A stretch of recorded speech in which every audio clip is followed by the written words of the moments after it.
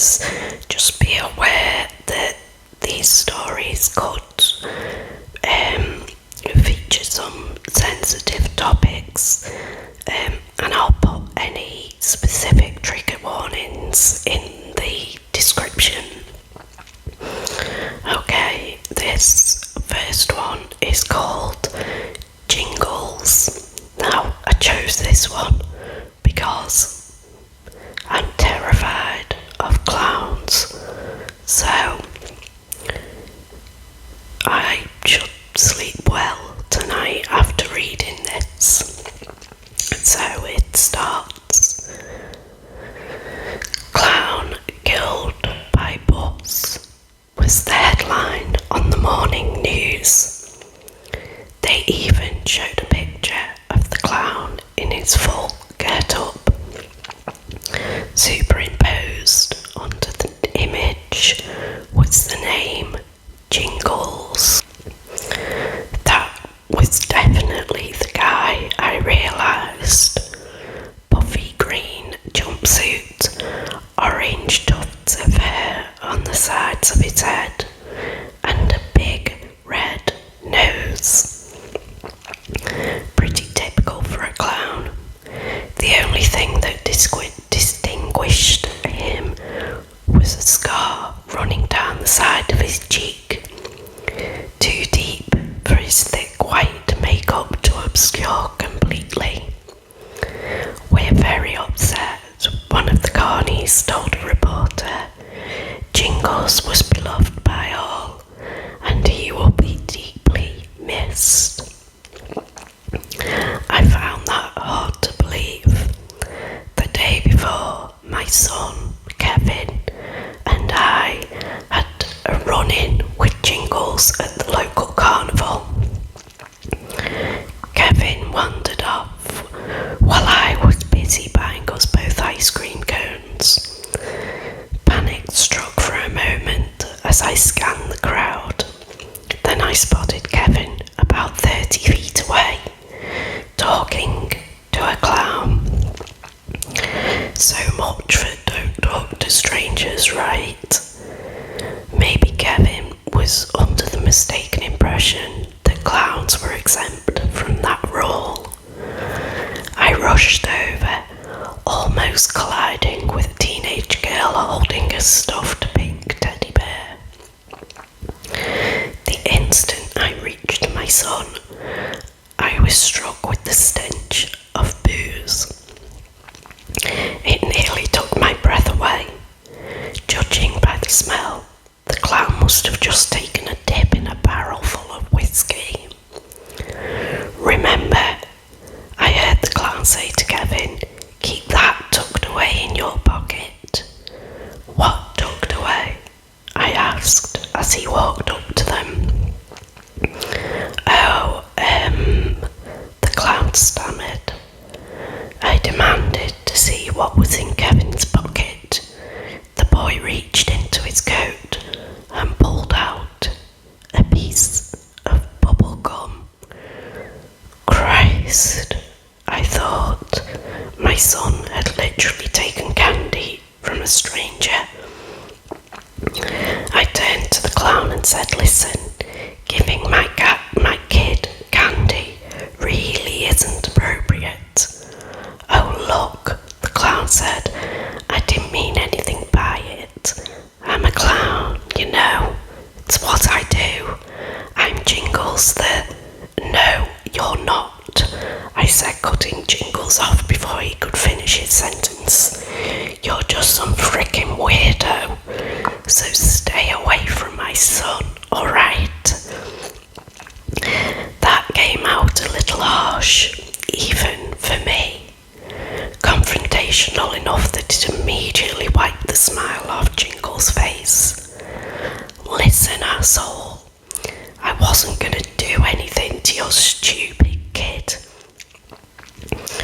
Things escalated quickly after that. The ice cream was the first casualty.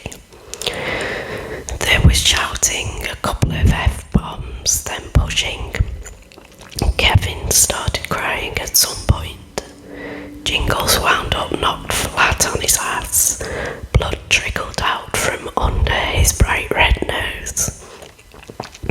Finally, security showed up and got things cooled down. I demanded that they fire Jingles.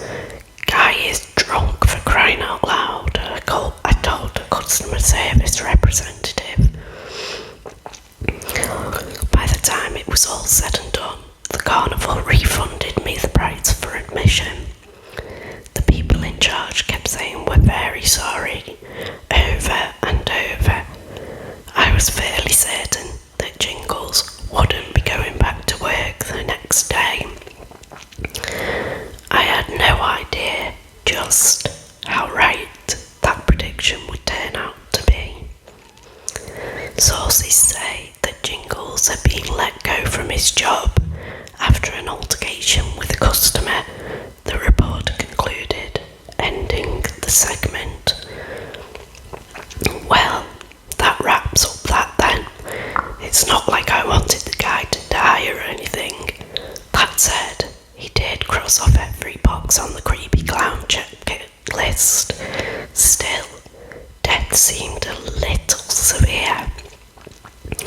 Only as I was brushing my teeth did I consider the possibility that I might bear some responsibility for Jingles' demise.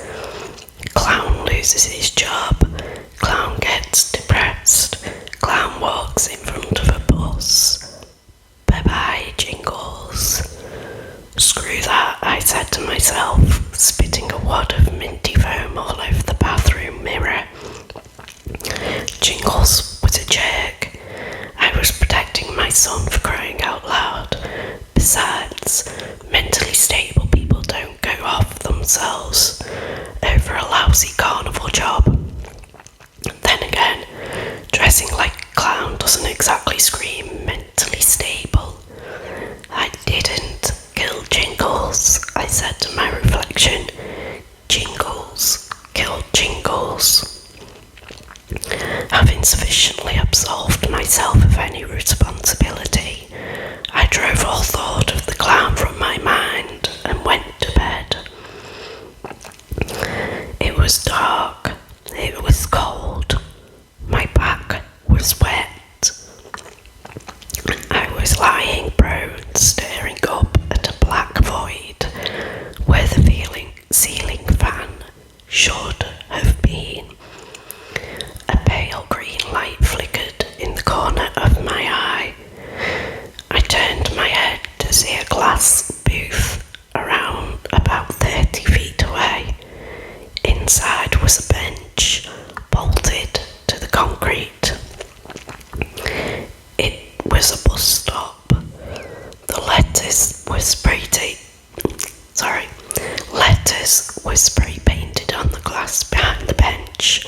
They read, "These balls." What the hell was going on? I sat upright, desperately trying to get my bearings. I was on a sidewalk.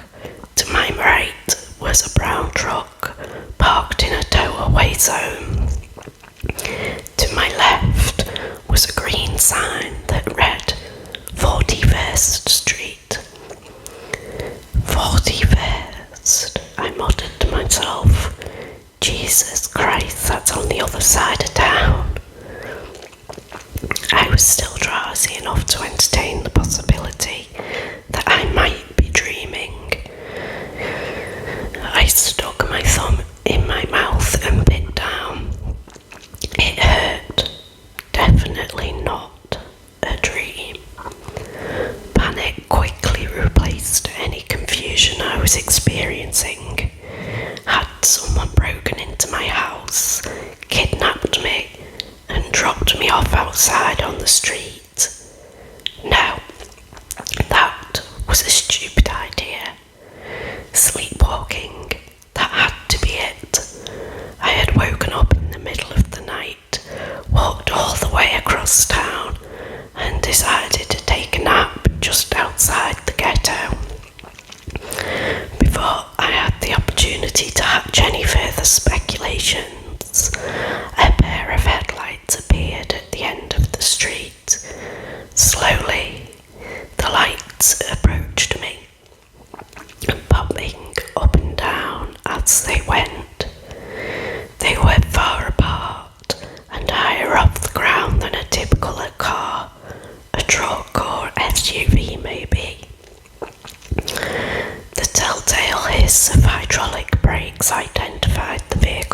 as a bus. It pulled up along the side of the road and stopped. Lights were on the inside, but the windows were crusted with dirt and mostly opaque.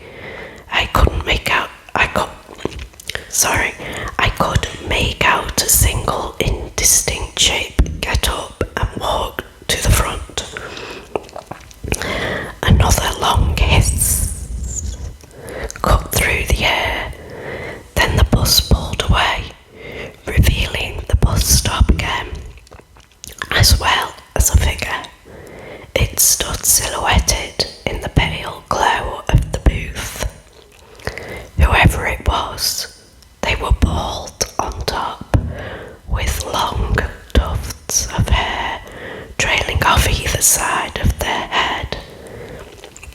It was a guy, I figured. His clothes hung loose. The cuffs around his hands were puffy and oversized. His shoes were way too big, ridiculously so, and they were red. Bright red.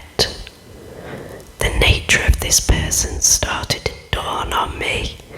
Silly hair, baggy clothes, big red shoes. It was a goddamn clown. And not just any clown, was it? It was Jingles. The clown took a step forward, letting the streetlight wash over his face. On his pasty cheek, there was a single scar, too deep for his makeup to obscure. "Howdy," Jingles said, smiling wide. His teeth were caked in blood. The front of his green jumpsuit was filthy. One of the pom-poms was missing. His eyes were a milky white, almost as pallid as his complexion. I scrambled to my feet, wondering how any of this could be happening. Jingles was dead, killed by a bus. Oh, that's what they said on the news, at least. Bet you want to know what this is all about, don't you? Jingles said in a silly voice. I told the powers that be about what you did to me. They decided I deserved a little payback. Powers that be, I stammered. What the hell are you talking about? Jingles smiled even wider and said, "Oh, you'll find out soon enough." I had no interest in finding anything out. In fact, I was done listening.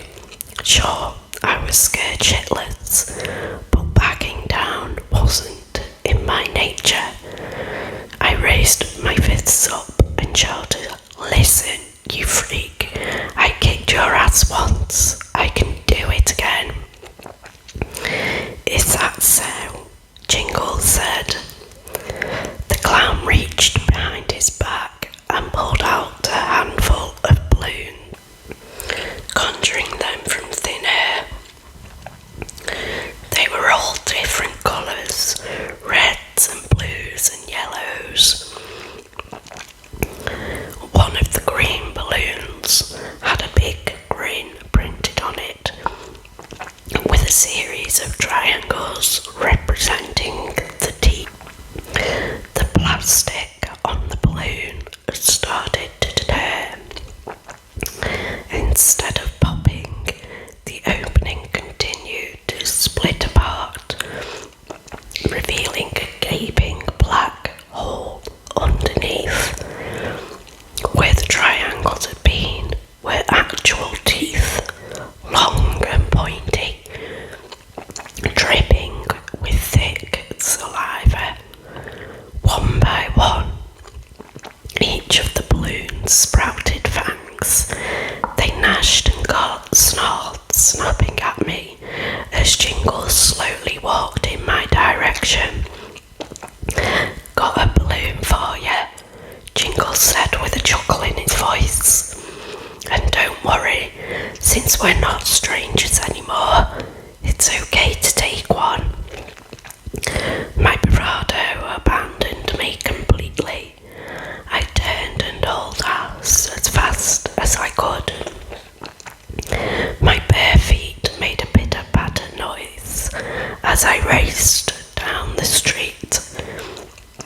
I took a sharp turn around the corner and kept on running, hoping to God I could survive whatever nightmare I found myself trapped in.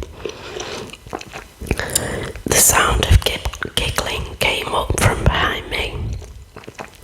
I twisted my head around to see Jingles flying towards me.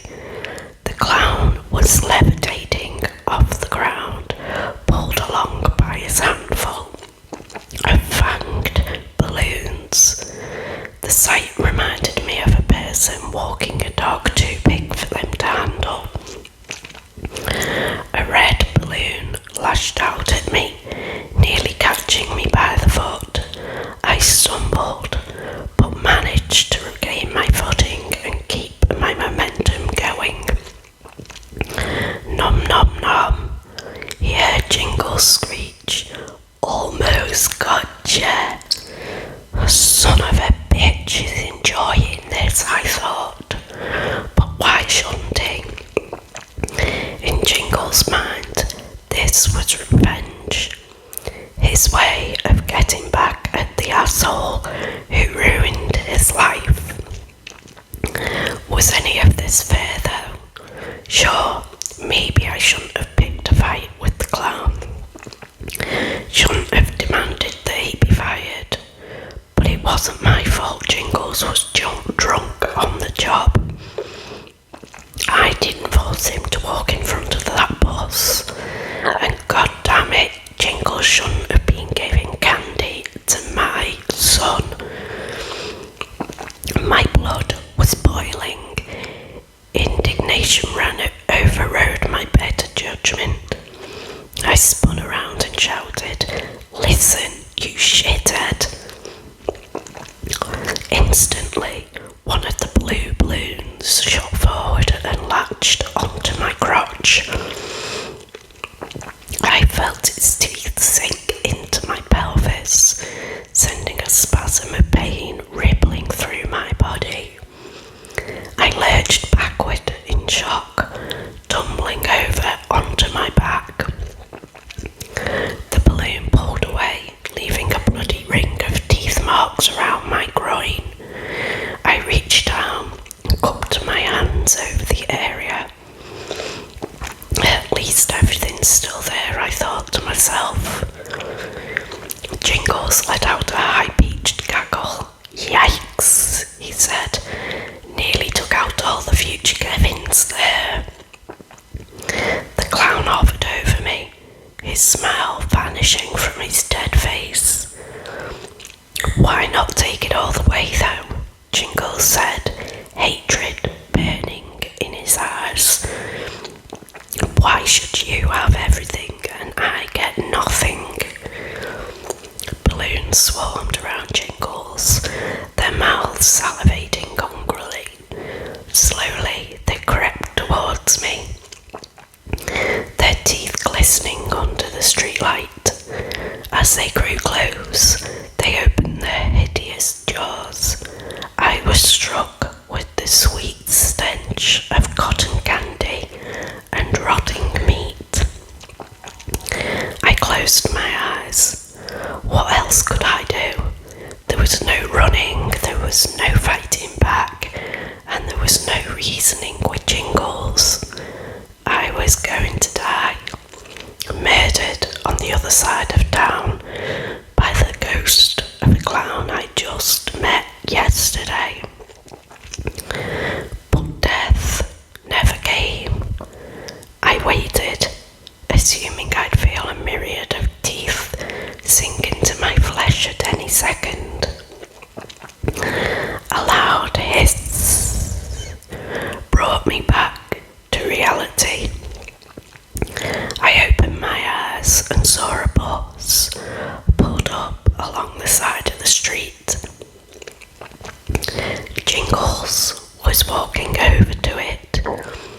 his balloons were trailing behind him. Their vicious smiles had turned into frowns. They seemed disappointed. Before Jingles got on, he took one last look at me. The hatred was gone, replaced instead by a weary resignation. With Jingles on board, the bus let out another hiss, then drove off into the night. "Sorry about that," I heard a voice say. It was coming from over my shoulder. Its tone was low and empty. I turned to see a robed figure. It towered over me. Chains were wrapped around his nebulous form. Dangling from the chains were locks and keys. No face was visible within its hood. "Looks like things got a little out of control here," the figure said. It reached out a hand, offering to help me up. The hand was a pale blue, the colour of a drowned corpse with bruises running up its wrist. I decided not to take it, lifting myself off the ground instead. What? I stammered, my tone appropriately confused considering the circumstances. "Right," the robed figure said. "You're probably wondering what's going on." Honestly, I was too shocked to wonder much of anything. The figure continued saying, "I'm the messenger of the custodian." "Who?" I asked. "Never mind," the figure answered. "All you need to know is that I represent the forces who allowed Jingles to return from the dead and attack you. The powers that be, that's what Jingles had called them." Frankly, it was all a bit much to process. I had gone from being hopelessly average to having a conversation with someone resembling the Grim Reaper. "We just wanted to apologise," the messenger said. "You know, for any inconvenience." I couldn't believe it. This thing was essentially a supernatural customer service representative. I looked down at the bloody stain seeping through the front of my pyjamas. "By inconvenience," I said, sounding very annoyed. "You mean this?" "Yeah," the messenger responded. "Ouch." No kidding. Once again, I was indignant.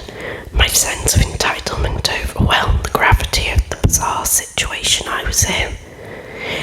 "You mean to tell me," I said to the messenger, "all this happened because you guys screwed up and not because of anything I did?" "Both," the messenger answered. "We screwed up and you deserved it." "What did I do to deserve this?" I asked, motioning to my injured crotch. The messenger tilted its head downward, then waved its hand, saying, "It's not that bad. Look, you definitely deserve some kind of comeuppance. I hate to break it to you, but you really are a prick." "Hey!" I shot back, offended. "Now just you wait a second." Before I could finish, the messenger cut me off, saying, "I mean it too. Certifiably, thermodynamically, you're an asshole. In fact, you should probably work on that, unless you want another Jingles on your hands." The messenger let out a dry, hollow laugh as it finished its sentence. It dawned on me that I was in no position to argue, so I shifted gears, saying, "But that was a total freak, right? For being incapable of having an expression, I got the feeling that the messenger was shocked. No, it said to me. Jingles was well liked. He was just an alcoholic, that's all. Now I felt really bad. Jingles was only trying to be nice when he gave Kevin a piece of candy. Oh yeah, the messenger said, apparently reading my mind. Jingles felt obligated to keep an eye on the kid until his negligent parents showed up. Negligent, I thought. Asshole. Cripes. Maybe I was a prick. It's time, the messenger said, its voice drawing my attention forward. The black void beyond it told to pour down on me. I could feel myself being pulled forward, falling into a pit of absolute darkness. Invisible things brushed up against my skin. They flooded around me, slithering and crawling all over my body. First, they tickled. Then, they scraped. Then, they started stinging. I could feel thousands of tiny little mouths biting all at once. They dug at my flesh, burrowing underneath. I was being torn apart, inside out, piece by agonizing piece. I woke up, screaming, writhing. I was in my bed. I saw the ceiling fan spinning quietly overhead. A dream, I realised. 41st Street, the bus, Jingles, the balloons, the messenger, the whole damn thing was a crazy dream. Freaking nightmares more like it, I thought to myself. Then I felt a sharp pain in my lower body. I threw back the sheets to reveal a red stain on the front of my pyjama pants. I shot out of bed and ran to the bathroom. Even though I was afraid to look, I knew that I had to. I pulled down the front of my pants. The material stung as it peeled away from my flesh. Reflected in the mirror, I saw a ring of bloody teeth marks. A parting gift from Jingles, the clown. Right, so I'm gonna do one more, bit of a shorter one. This one has got a trigger on it for self-harm, so please don't carry on watching this last one if that will affect you at all. So this one is called Control. It was late at night. My friend Jake had sent me a video named Control.mp4. It was normal for him to send me weird videos he found on the dark web, so I couldn't be bothered to check it when I had my final exam the next day, and I went to sleep. I went to school and gave my exam the next day. After the exam, the school had a session on mental health awareness. They told us how help is available for everyone, and what happened to Jake was unfortunate. I was shocked. The school had just told me that Jake had taken his own life. There was no way that's possible. Jake had some weird hobbies, but he was a happy guy. There's no way he'd take his own life. Something was was up and I knew it. I quickly went home and tried to call Jake. There was no answer. I tried texting him, but there was no reply. I looked up his name on the internet, and there it was. An article about how Jake had taken his own life. The article said that multiple cuts were made by a knife on him before the final one to the throat. There were no images. I started writing everything that I have found on his page. Whoever is reading, it might help me figure out what's going on. I suddenly remembered the video he had sent me the night before. Maybe that has something to do with this, I thought, and quickly opened the vid. Control. It was a 30-minute long video. In the first minute, there was a teen girl sitting on a sofa. Soon, she took a knife and started making cuts on her face while screaming for help. Why is she screaming for help when she herself is making the cuts? Was my first thought. At the end of the first minute, she cut her throat and she cries for help stopped. In the second minute, it was a guy in his 20s. The exact same thing happened with him. He started cutting himself while screaming for help, and then he cut his own throat. It was the same with the third, fourth, fifth, and every single minute afterwards. I was feeling sick. All of these people were taking their lives while screaming for help. Why? I finally reached the 29th minute. It was Jake. He started cutting himself in the same manner as everyone else, crying for help.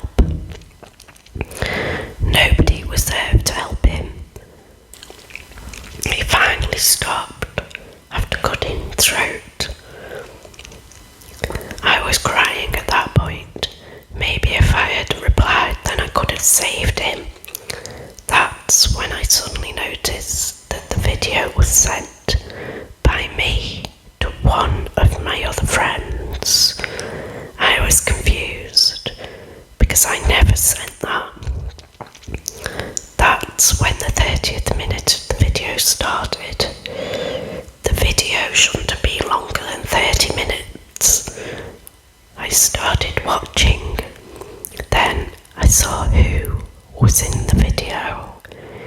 It was me, holding a knife. Help me. Okay, so that one was quite intense. So yeah, I'm gonna end on that one. So I will see you all in the next video. Thank you so much.